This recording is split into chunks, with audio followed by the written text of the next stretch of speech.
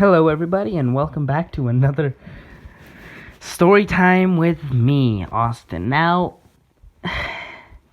as someone who is a stickler for rules and the rules that I've set in place over all of my time of playing D&D in my special modified version that's slightly different, I try and, if there's an encounter that I really don't want them to touch, but it rolls anyways, I'm not going to not show it. I'm going to have it there, and hopefully they don't bite the dust or learn the hard way. If there's a player out there, if all of the rest of the bounty board says 50 gold, 50 gold, 20 gold, 15 gold, 7 gold, you don't take the quest that's 6,000 gold. You just don't. So, what this encounter is they would go to a cave with a scientist, and there was dark mantles in the first part would be dark mantles would attack them, and then I'd roll for that based on the amount of players I had at the time. Then they would go and find a bunch of hobgoblins not hobgoblins, I can't remember what they were. Why can't I remember? You know what, I don't feel like searching it up right now, so I'm just gonna leave it. They were like some form of lesser demon or something. A bunch of them summoning something, and then I rolled to see which monster they would get, which monster they would get to summon, and of course, out of 1 in 200 and 400 chance, they get a red dragon. Now, all of you players out there, it's not metagaming if it's called Dungeons and Dragons. A red dragon, if it says dragon in the name, unless it's a wormling, it's going to mess your day up, especially if you're level 1, 2, and 4. But besides that, my party, being stubborn and greedy, when I said, this encounters 6,000 gold, but everything else on the board is 20, and I'm yeah, there's a bunch of 21s, I'm oh yeah, in this cave, it's very mysterious, it's emanating very dark, deadly magic. I'm trying everything I can without saying, don't do this encounter, because I like how my encounters go, and I'm fine with the party wipe if the party is stupid. Now, not to say the players are stupid, they did awesome, but except for that one point, because why? Why do you just do that? Well, now, of course, they're just ignoring everything that I'm trying to give them hints at. Even oh yeah, it's a very shady this guy is very shady who you're talking to. They're maybe he's gonna betray us. They walk into the cave.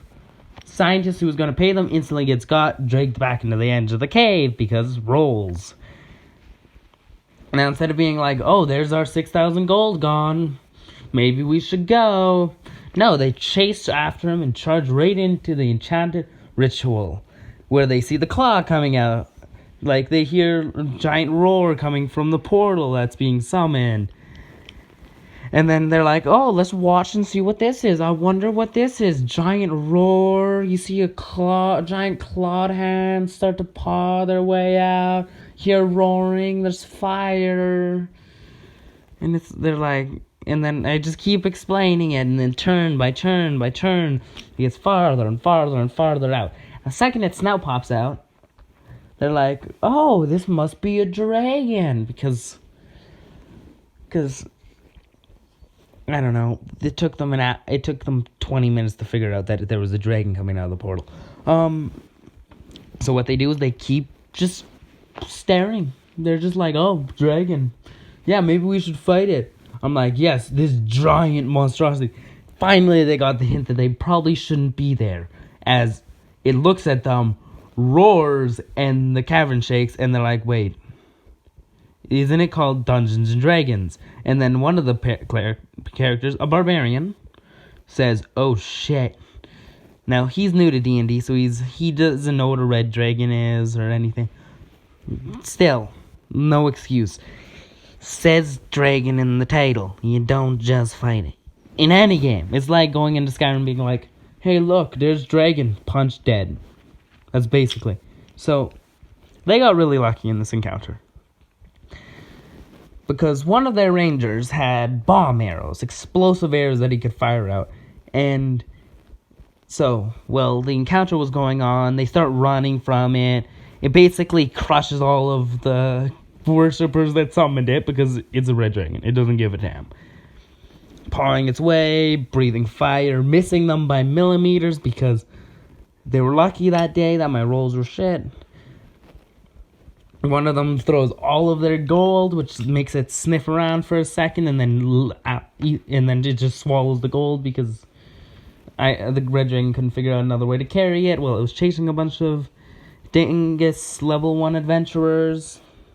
So they keep going and going and going, and then the only reason they got away without setting the entire town that they just came on fire and brimstone is because the ranger was like, I know what to do. My bomb arrows. Fires them all straight up at the cavern. Well, they were still under the cavern ceiling. Well, they were still exiting the mouth of the cave. So, of course, they roll perfectly. They all get their 18s, 19s, and stuff.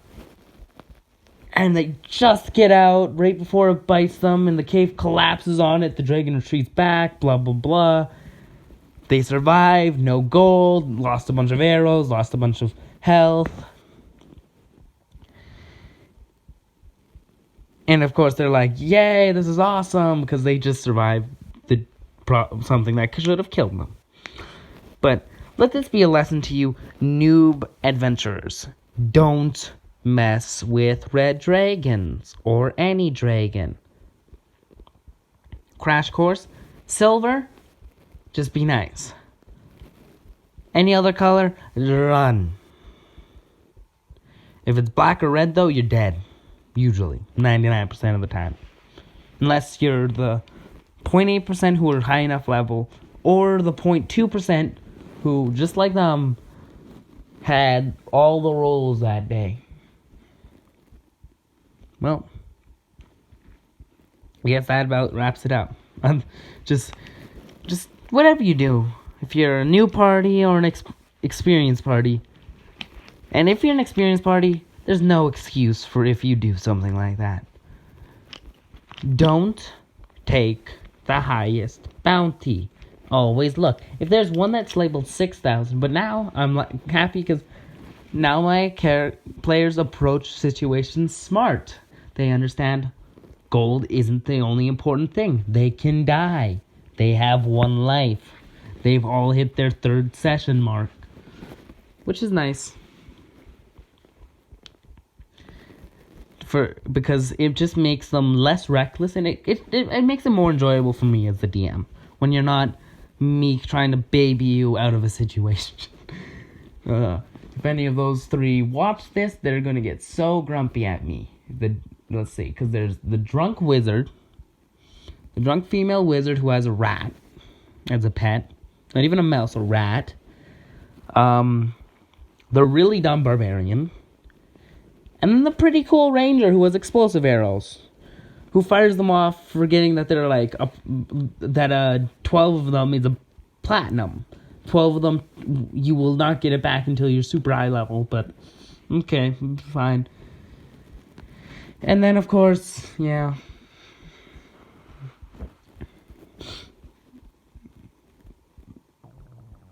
So, I guess that's it for this episode of Story Time. I guess that's what I'm calling it. It's now an official series. Deal with it. Or actually, don't deal with it. Tell me if you don't like it. I think it's fun to talk about. And if you guys have any D&D stories, why don't you leave them in the comments below? I know there's maybe 2 of you who will ever see this, but hey, maybe you guys have cool D&D stories. If you do, I'd like to hear them. Love to hear them. Hey, if you want advice on D&D as well, you can always message me in the comment section below. Peace out.